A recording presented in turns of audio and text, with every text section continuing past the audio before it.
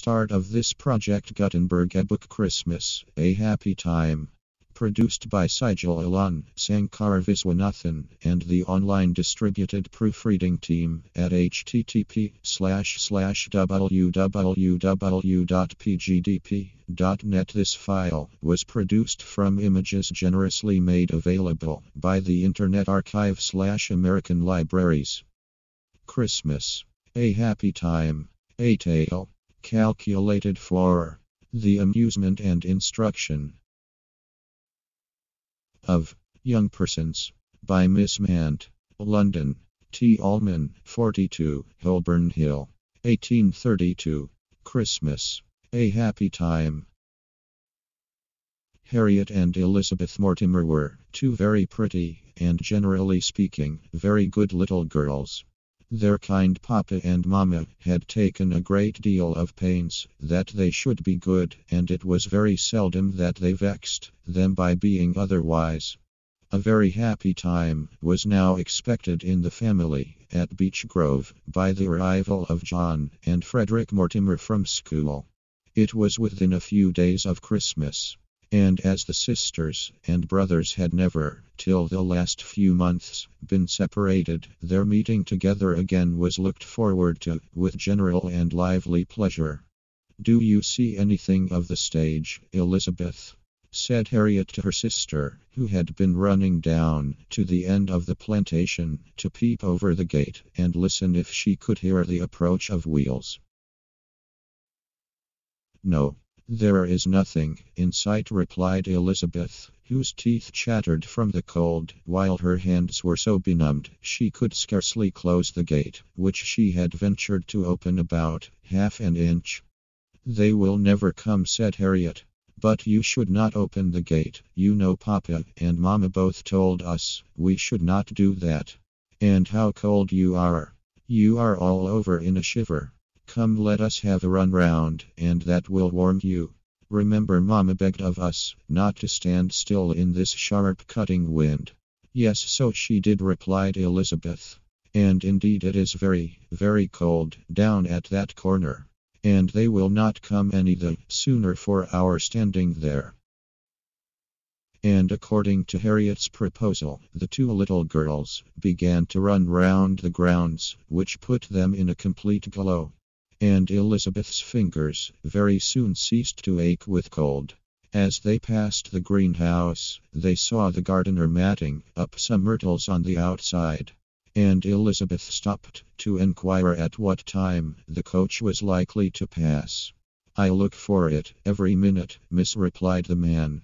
"And that's the reason I keep about here, that I may be handy to help the young gentlemen out and bring in the boxes, and that. I look for them to be much grown, miss, for 'tis a fine bit now since we have seen them. I don't know what Master John will say about his myrtle that he used to be so proud of, for I am afraid it's dead. But hark ye, miss, sure that's wheels. Yes, and there comes a coach too." And away posted the gardener and both the little girls after him. It was a coach. And it was a very noisy one, or at least the passengers were very noisy. Such a blowing of horns, and hallooing and hutsaying. But the coach went by without stopping at the gate. And although the gardener ran after it and endeavored to speak with the coachman, his voice was drowned in the multitude of little voices within and without the coach. And he was obliged to return, disappointed himself, to the disappointed young ladies, who stood anxiously looking out within the gate. Before there was time to express any regret, another coach appeared in sight, and this might be the coach so much longed for. This also approached with shouting and blowing of horns. Again the gardener put himself forward, and this time the coach seemed to draw down towards the gate. Harriet even fancied she saw her dear brother John looking out of one of the windows. But again she was disappointed. The coachman, though he drew to the side of the road, scarcely allowed his horses to stop. And flinging the servant a letter, which he took from his waistcoat pocket, again he flourished his whip, and again the coach passed on. "A letter for your papa, miss," said the gardener, picking it up and offering it to the young ladies. "Shall I take it to James to carry in?" "No, I will," exclaimed both the little girls at once. Elizabeth, though the youngest, generally contrived to be forwardest, and seizing upon the letter, as the gardener held it between his finger and thumb, she scampered away, followed by Harriet, and they both arrived almost breathless in the drawing room. "The coaches are both past, Papa," said Harriet, without John and Frederick. And as soon as the information had been given, she burst into tears. "But here is a letter, which will tell about it, I dare say, Papa," added Elizabeth. "To John Mortimer, Ask Beech Grove," she continued, reading the direction as she presented the letter. "It is John's writing, Papa." Mrs. Mortimer looked uneasy, and Mr. Mortimer broke the seal of the letter with some little alarm. "It is all well," said the kind father, almost directly. "Nothing to apprehend, my love," added he, as he handed the letter across to his wife. The letter was as follows: "My dear Papa, no room for us in either of the coaches, inside or out. Mr. Brown is going to send us in a post chaise with 2 other boys. Your affectionate and dutiful son, John Mortimer." "Our pleasure is only delayed for a few hours," said Mr. Mortimer, as he put an arm round the neck of each of his little girls. "They will be here in the course of a short time, no doubt, and have you got everything ready to receive them?" "Oh, yes, Papa, quite ready," replied Elizabeth, who was slipping her neck from under her father's arm, with the intention of again returning to the bottom of the shrubbery. Harriet directly followed her towards the door. "And where now, my little girls?" said Mrs. Mortimer. "Not to the shrubbery again this evening." "We were going, Mamma," replied Elizabeth. "Had you rather we should not?" "I had," answered Mrs. Mortimer. "You have been out nearly 2 hours, and the air is now very sharp and cold. The sun is set, and in a short time it will be quite dusk. You can watch the road from the playroom window, and I think it very likely your brothers will not be here before quite night." Both the little girls would have preferred another run in the shrubbery and another peep over the gate at the end of it, but they were accustomed to know that their mother's judgment was better than their own. And without a murmur, therefore, they repaired to the schoolroom. "Oh, there they are, said Elizabeth, before she had scarcely reached the window. "It must be my brothers, I am sure it was a post chaise." Where?" said Harriet, jumping up upon the window seat and straining her eyes to catch a sight of the desired object. "I cannot see it now," replied Elizabeth. "It is gone behind the elm trees, by the side of the road. We shall see it again presently. Do go, dear Harriet, and ask Mamma if we may go down and meet them." "But I do not know they are coming," said Harriet. "Do, dear Elizabeth, tell me where you saw them. I do not think you could have seen them, and if you did, they must be a great way off." "Oh, there, Harriet, cannot you see them now?"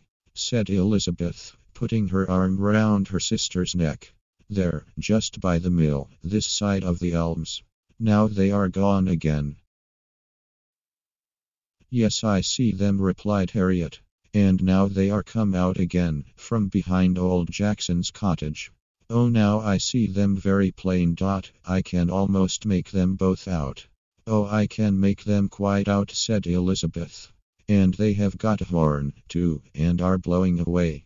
And John is shaking his handkerchief. Oh, I wish we might go down and meet them." And both the children began jumping about in an ecstasy of joy. At this moment Mr. and Mrs. Mortimer entered the playroom. "They are coming, Papa, they are coming, Mamma," said Harriet and Elizabeth both together. Mrs. Mortimer had thrown a large cloak and hood over her, and Mr. Mortimer had his hat in his hand. "We were coming to fetch you, to meet them," said Mr. Mortimer. come make haste, or they will be here before we can be out of the house. For the young gentlemen travel rapidly with their 4 horses." Harriet and Elizabeth hastened after their father and mother, who were preparing to lead the way to the shrubbery, but before they were out of the hall door, the post-chaise and 4 was rattling down the avenue, and in a few minutes the 2 lads were pressed to the hearts of their beloved parents and their affectionate sisters.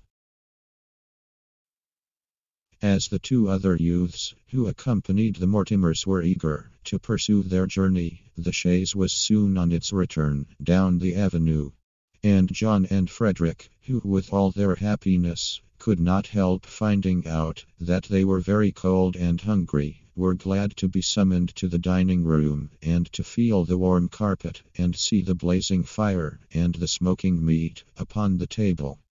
Between eating and talking there was a great deal to do.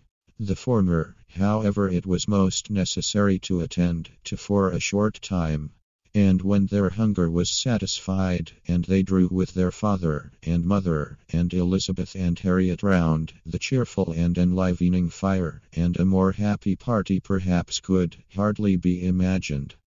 Before the boys went to school, each of the children had low stools of their own, which it had always been their delight to sit upon when summoned to the dining room after dinner.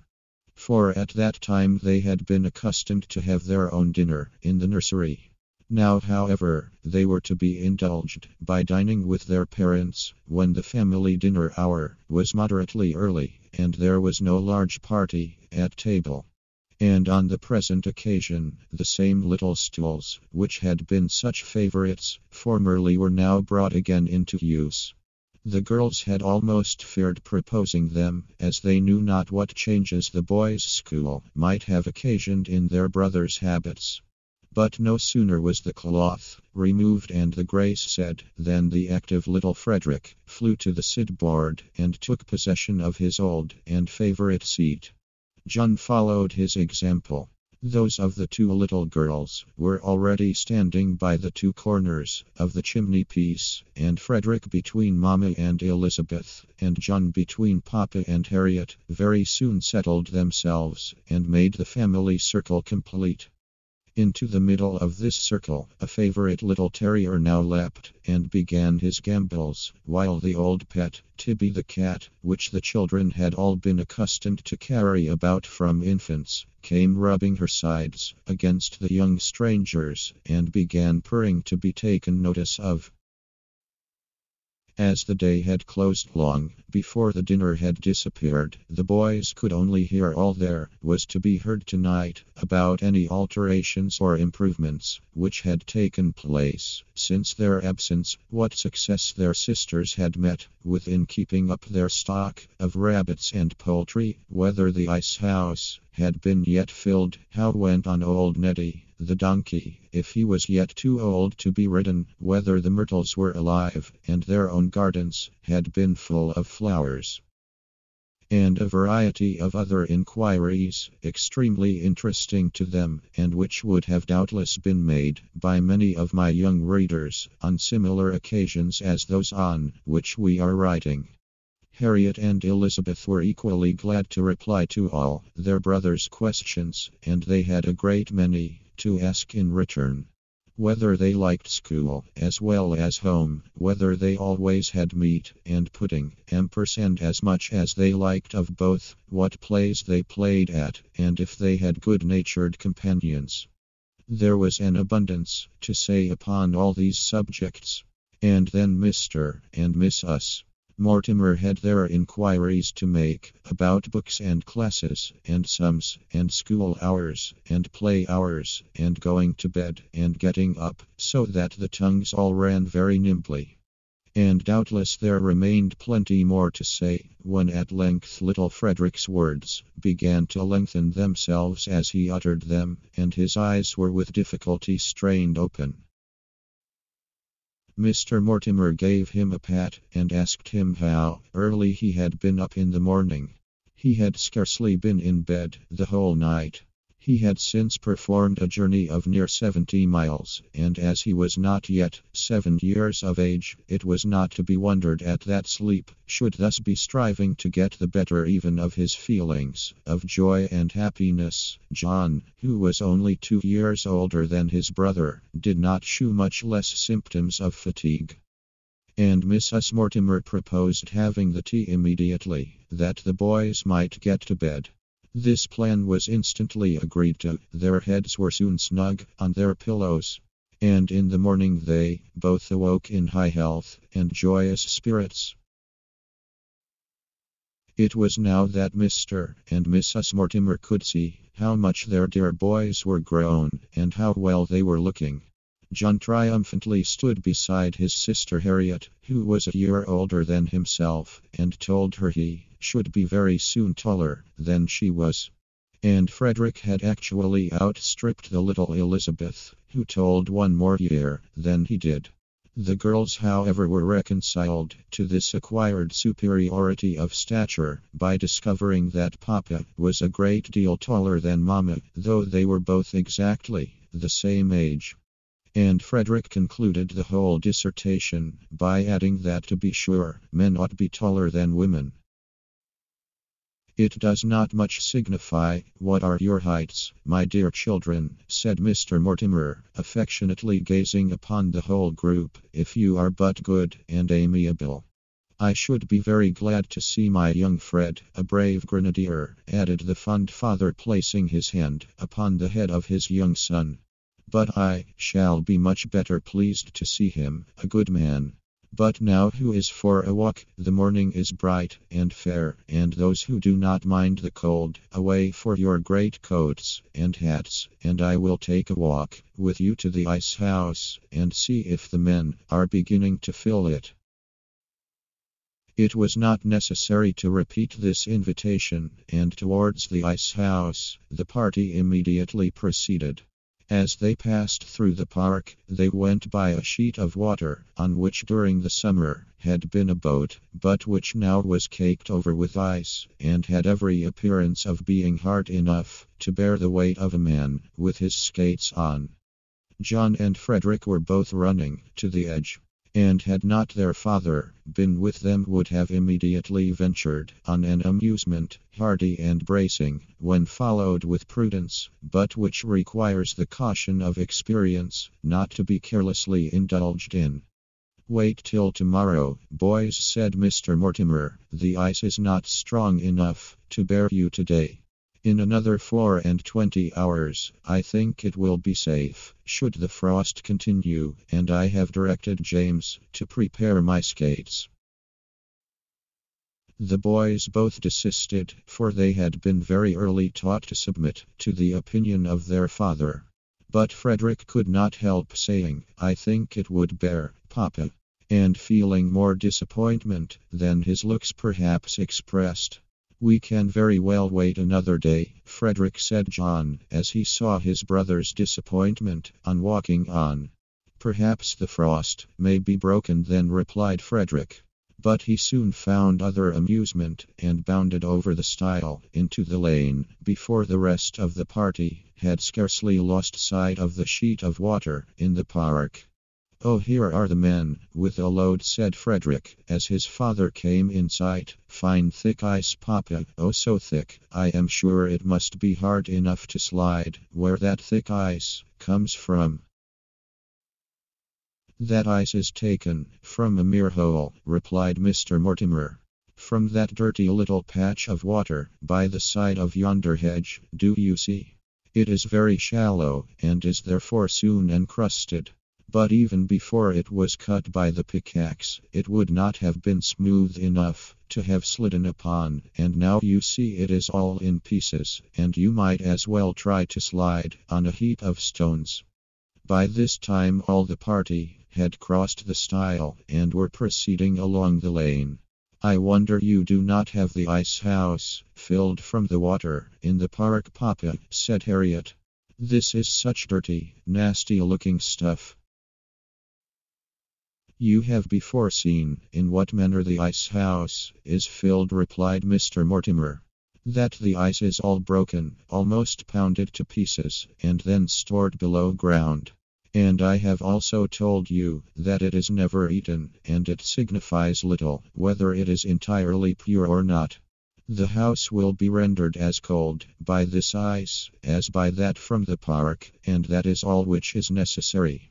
And it would be a pity to spoil the appearance of the other, unless it were necessary. Particularly as John and Frederick and myself hope to have same good slides upon it during the holidays. Having stopped to ask a few questions of the men employed in conveying the ice from the pond, Mr. Mortimer now proceeded with his children to a farmhouse, not very far distant, where they all met a very hearty welcome and where the boys' attention was arrested by two little grey ponies, which were in the meadow adjoining the farmyard. "Well, what do you think of them?" said Mr. Mortimer. They were pronounced beautiful by both the boys, and their father then told them they had been purchased for their use and that of their sisters, but that they would not be fit to be ridden till the summer. He designed to have them properly broken in by the next holidays, and the boys were delighted with the prospect of riding them on their next return from school. "If the young gentleman would like a ride this Christmas, sir," said the kind farmer, "my Thomas's pony is a nice quiet little fellow, and Tom would be proud to lend him." John and Frederick looked at each other and at their father, but at length John suggested that as only one could ride at a time, they had better put off their rides till the summer. And Harriet and Elizabeth were both pleased that such was the decision. The next visit was to the parsonage, where many a round happy countenance greeted the return of the young Mortimers. And while Mr. Mortimer was engaged in conversation with the excellent pastor of the village, Mr. Wexford, the young people were introduced into the playroom of the little Wexfords. Mr. Wexford made a petition that the young people should spend the day together. But as it was the first of the Mortimers being at home, their father declined it for them at the same time, promising that they should have the indulgence in a short time, and also expressing hope that the Wexfords would return the visit at Beech Grove. At that time of the year there was little to be seen out of doors, but one curiosity the Wexfords described, to which they were very anxious to introduce their young friends. And this was a little group of robin redbreasts, which had been hatched in their summer house, and which now took shelter there every night, and were regularly fed by the family. "The gardener says they do not do us much good," said Maria Wexford, as they approached the summer house. "But I do not like that they should be destroyed." "Oh no, I could not have them destroyed," replied Harriet Mortimer, "even if they spoiled my flowers. They are such pretty creatures." "But where are John and Frederick?" John and Frederick had scampered off with the young Wexfords, and presently returned with a pan of breadcrumbs, which they had begged from the cook, and which they now hoped to see the redbreasts eat. But the little creatures were alarmed at seeing so many visitors, or the sun enticed them to extend their flight beyond the greenhouse. For on the entrance of the boys, they all took wing and flew away. "I am sorry we frightened them," said Harriet. "Do you not think they will ever come back again?" asked Elizabeth. "Oh yes, they will be back in the evening or before," replied Maria Wexford. "They often fly out in the daytime when it is fine. But perhaps you would like to run round the garden. You will be cold standing still." The party was preparing for a race when Mr. Mortimer appeared to summon that part of it which belonged to him. And having arranged a day with Mr. Wexford for the families to meet at Beech Grove, Mr. Mortimer and his children returned towards the park. As they approached the sheet of water, which Frederick again surveyed with a longing eye, they perceived that Mr. Wexford's large Newfoundland dog had followed them from the parsonage, and the boys directly began throwing stones and sticks before them for the animal to run after and bring back to them. This dog was particularly fond of the water, and John having thrown a stick to the edge of it, it had slipped over the side, and the fine animal immediately sprang after it. The boys for an instant were both inclined to smile at the animal's finding footing when he had expected to sink in the water, but they both turned pale and looked at their father when they almost immediately saw him disappear under the ice. It had been so partially frozen that the weight of the dog in plunging had broken it, and he had sunk to rise no more. Mr. Mortimer's heart sickened as he contemplated what might have been the case had his own children ventured on the ice, and he blessed God that their dispositions were such as to make them obedient to his wishes. Every means were taken for the recovery of the dog, and after some hours he was extricated from the ice. But he was perfectly dead, and apparently had been so some time. As Mr. Mortimer and his children continued their walk towards the house, they heard a shrill shouting from the direction of the village. It seemed like the shouting of young voices, and was evidently that of joyfulness. The attention of the children was immediately attracted towards it, and Mr. Mortimer indulged them by moving in its direction. John and Frederick were very soon out of sight, and in a few minutes they returned to relate the cause of the acclamations they had heard. They proceeded from the children of the parish school, who had just been dismissed by their master and mistress, and were to be treated with a week's holiday. "Hurrah, hurrah!" cried all the little noisy fellows as Mr. Mortimer came up, while the squeaking voices of the little girls joined in the cry at the same time as they jumped and danced and frisked about happy and joyous as little birds.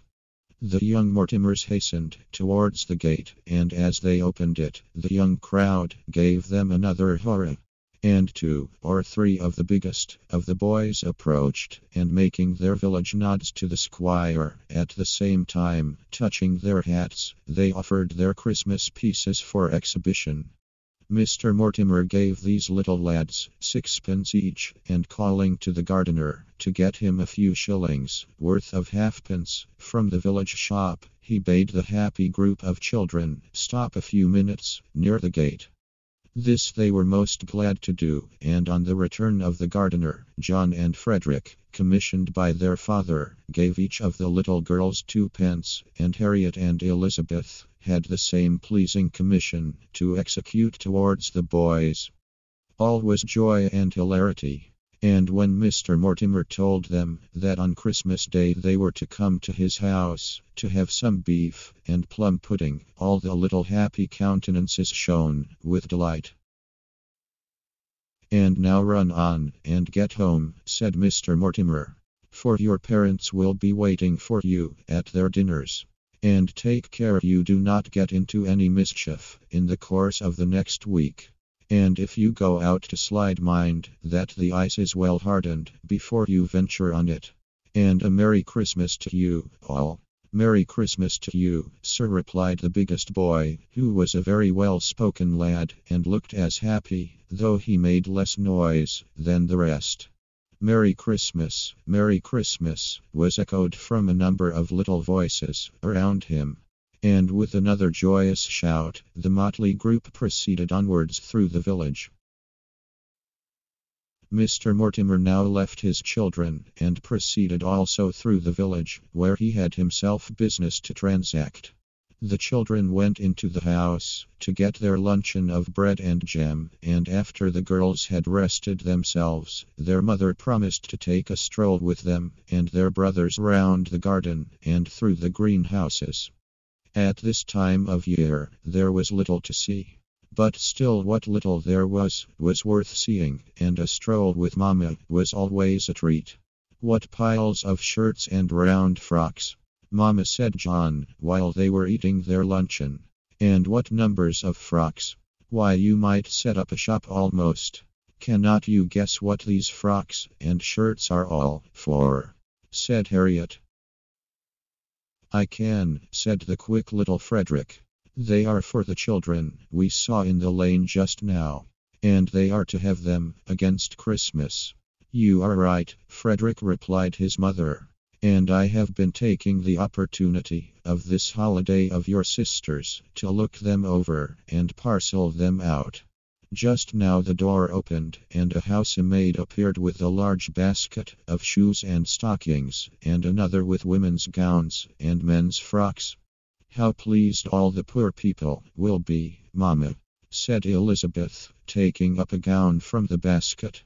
It is rather coarse cloth, though I think, Mamma, it would be very coarse for you to wear, Elizabeth, replied Mrs.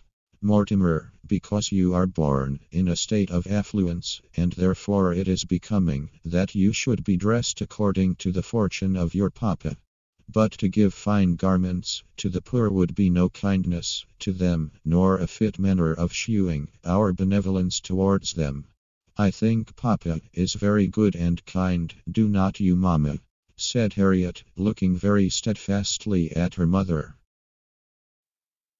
Your father has a great pleasure in benefiting anyone it is in his power to serve, and is, as you observe, Harriet, one of the kindest of men. But he does no more than his duty, and this he would himself tell you, in being a vigilant guardian over the necessities of his poor neighbors. Providence has placed a large fortune at his disposal, and one end of its being given was that he might clothe the naked and feed the hungry. Christmas would not be a time of much rejoicing to the poor were not the rich to assist them in making it so. And I hope all my dear children, while they are enjoying themselves with every comfort and indulgence around them, will be rendered happier by reflecting that the inhabitants of every cottage in the village are rejoicing at the same time. We shall not have a party on Christmas Day, shall we, Mamma? Asked John. None, excepting our own family, John, replied Mrs. Mortimer. I hope both your uncles will be with us, and your grandpapa and grandmamma have promised to come over from Cannon Hill. The Mortimers from Haversley too, I expect, and these, I think, will complete our circle round the Christmas fire. Oh, I hope Grandpapa will come, said Frederick, because he has always such a number of battles and fighting stories to tell, and he is so droll besides. And I am sure I hope Uncle Philip will come, said Elizabeth, for he is so fond of play and jumping me up to the ceiling. I think you are getting almost too big for this play, said Mrs. Mortimer. And so Uncle Philip would feel in his arms, I believe, were he to attempt to jump you now. We shall all dine with you then, Mamma, shall we not? Said Elizabeth. If there is no other company. You know they are relations, and are all fond of us children. You shall all dine in the room, certainly, said Mrs. Mortimer. But if the 4 young Mortimers come, I think some of you will be obliged to dine at the side table, but that none of you will mind. Oh, we do not mind that at all, Mamma, said Harriet. But we had rather not have any of the Mortimers with us, for they are so rude and noisy, and Papa always thinks that we make the noise. And I am sure it is always their fault, though we cannot help laughing at them. You see, in the instance of your cousins, Harriet, said Mrs. Mortimer, the disadvantage of never having any restraint put on little girls' educations. I myself have seen that they occasionally are boisterous and overbearing in their manners. But the fault is not their own. And if you remember, one day when they were with us, without their own father and mother, they were as orderly and well behaved as possible. But will you never have finished your luncheon, Frederick? I was so hungry, Mamma, replied the little boy. But I have done now. And now shall we go out again? "Did you call on nurse this morning?" said Mrs. Mortimer. "No, Mamma, I quite forgot her," replied Frederick. "But we will go now, shall we, John, while Mamma finishes sorting the things?" "You must never forget her, my dear boy," replied the tender mother. "For without her care of you, when your own mother was too weak to attend to you, you would not have been the stout, active boy you now are. I hope you have a nice gown and petticoat for nurse, Mamma," said Frederick. "She has not been forgotten," replied Mrs. Mortimer. "And you shall have the pleasure of carrying the bundle prepared for her yourself. There it is, the cotton gown and stuff petticoat, the shoes, stockings, and apron, lying together at the corner of the table." Frederick, with a little of his mother's assistance, soon made these separate articles into a bundle. And the two boys set off for Nurse Winscomb's cottage.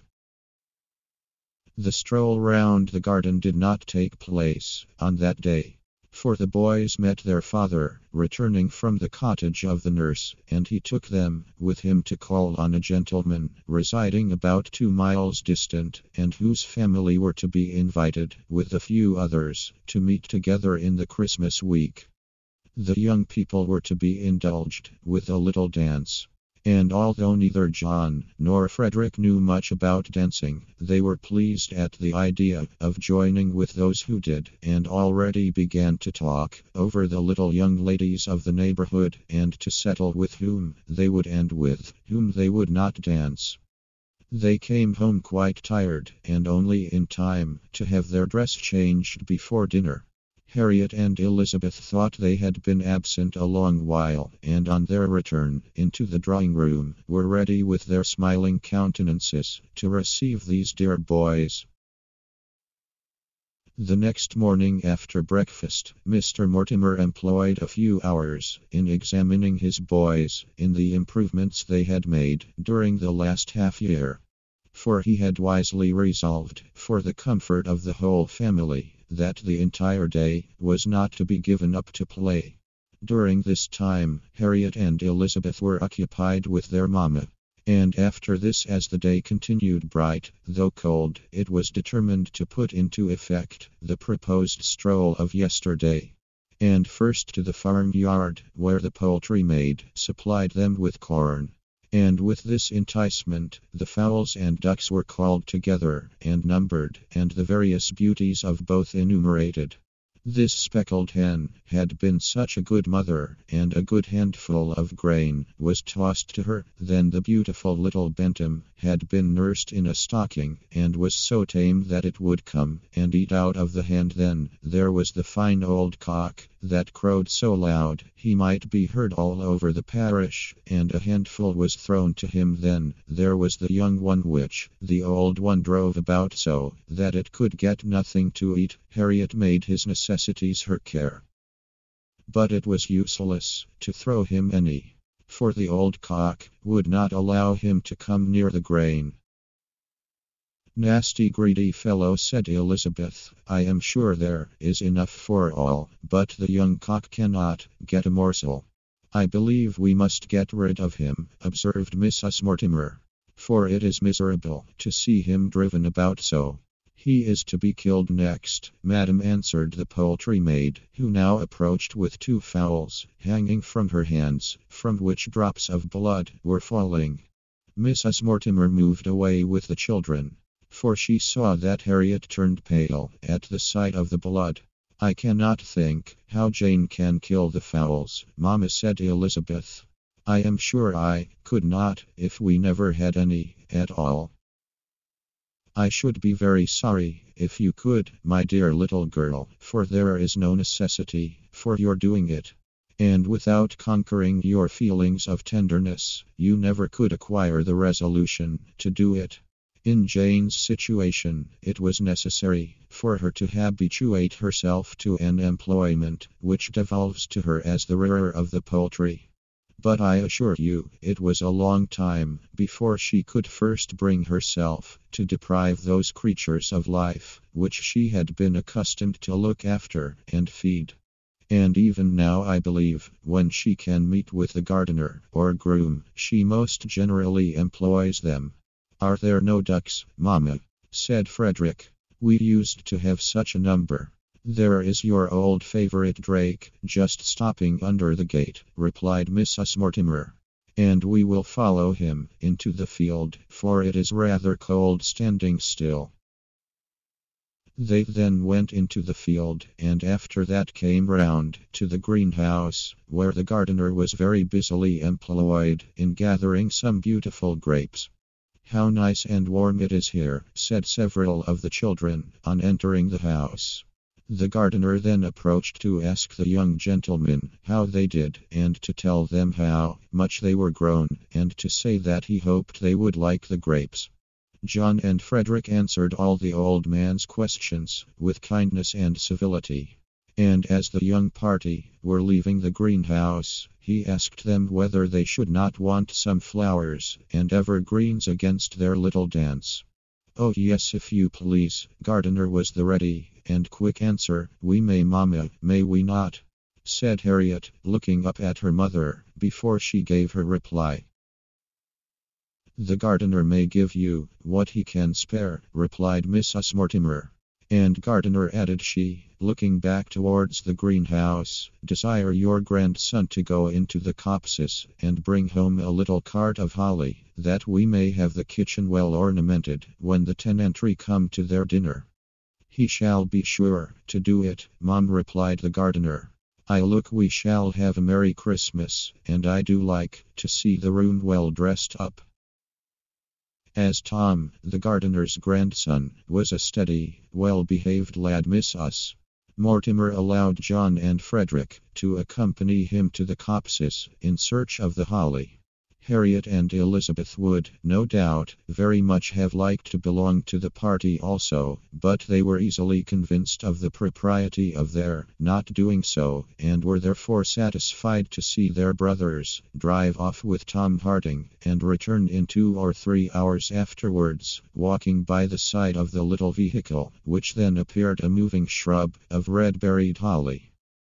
On Christmas Day the expected party met round the hospitable dinner table of Mr. Mortimer, having all of them arrived on the preceding day at the Grove, excepting the other branch of the Mortimer family, who attended their own parish church in the morning, and did not arrive till the hour of dinner. The children of the village school, all in their new clothes, and with a sprig of holly in their bosoms and buttonholes, walked from the church to the Grove. And there partook, as they had been invited to do, of beef and pudding, and good home-brewed beer. The young Mortimers waited upon them at dinner, and before they left the lodge, presented them each with a plum cake. And Mrs. Mortimer gave them each an amusing little book to read to themselves, and their parents, who had not like themselves possessed the advantages of learning to read. The family dinner party went off as happily as that in the kitchen. The young Mortimers all sat together at the side table, and their papa had not once occasion to call them out for being noisy, though they were merry and cheerful enough. It was certainly true, as Harriet had said, that her cousins would be noisy. On this day, however, being dispersed amongst the party at the large table, they were very orderly and well behaved. And after dinner, when the young people had taken as much fruit as was good for them, they retired into their playroom together. They sat round the blazing fire there provided for them very comfortably and happily, and without one word of dissension, till they were again called back for tea into the drawing-room. The next day was the day appointed for the dinner of the tenantry, and busy indeed were the young Mortimers in dressing up the hall and making it look smart and lively. A very large party assembled here to enjoy the squire's hospitable table, at which he himself presided. And the day after this, the labouring cottagers and their wives met in the same room at 1 o'clock, round a table well covered with meat pies, legs of mutton, roast beef, potatoes, and plum pudding. They brought with them those of their children who were too young to be in the school. And on this occasion, all the new round frocks and cotton gowns were exhibited. Little Frederick led his nurse up to the head of the table and was very attentive to her. And whenever her plate was empty, he took care that it should not remain long so. This party went off as happily as the last. And 2 days after was to take place the little dance, so anxiously looked forward to, not only by the Mortimers, but by all the young people in the neighborhood. The Wexfords came very early in the morning to assist their young friends in preparing the ballroom. And the gardener had taken good care to provide plenty of shrubs and flowers for the necessary decoration. Mrs. Mortimer lent her assistance where it was required, and she was only fearful that the children would tire themselves before the pleasure of the evening commenced. For Mr. Mortimer had now pronounced the sheet of water in the park sufficiently frozen to bear any weight that might be ventured on it. And he had given several village lads permission to slide there and prepare it for the use of his own boys. He now called upon both his own lads and the young Wexfords to join him, and for John he had provided a pair of skates. John met with a great many tumbles, to the amusement not only of himself, but of his companions. But he had no serious bruises, and soon jumped up and laughed at his own awkwardness. Frederick longed to try the skates out. Mr. Mortimer thought him too little to venture upon them, so that he was obliged to be satisfied with sliding. And very prettily he did slide, and very much did Elizabeth wish to slide with him. For she was indeed a merry little girl, besides being always desirous of doing everything which she saw her brother Frederick engaged in. But Mamma thought it not a very fit amusement for little girls. So Elizabeth joined Harriet and the Miss Wexfords in a run round the park, all of them occasionally returning to the ice to see how the skaters and sliders went on. The hour of dinner was a very early one on this day, for the evening party was to be an early one. The young people, with their papas and mammas, began to assemble at a very unfashionable hour, as early indeed as 7 o'clock, and by 8 they were all dancing away very merrily.